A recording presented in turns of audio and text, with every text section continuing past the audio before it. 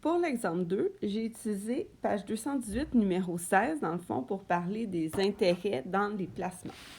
Donc, encore une fois, on va commencer par lire le problème. Donc, on dit une personne fait un placement de 4 000 $ avec un taux d'intérêt composé annuellement de 4,5 % et on demande quel sera le capital cumulé dans 7 ans.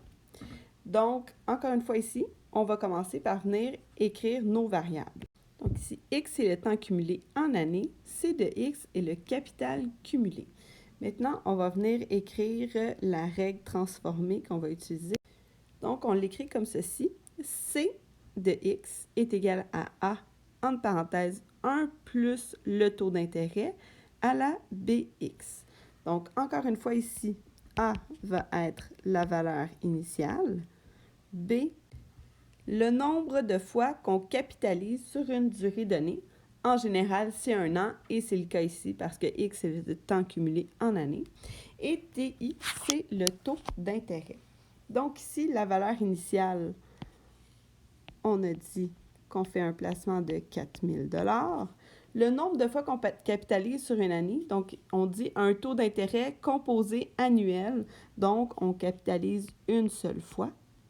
Et le taux d'intérêt est de 4,5 %, donc en nombre décimal, on se retrouve à avoir 0,045. Ce qui va nous donner notre fonction C de X va être égale à 4000,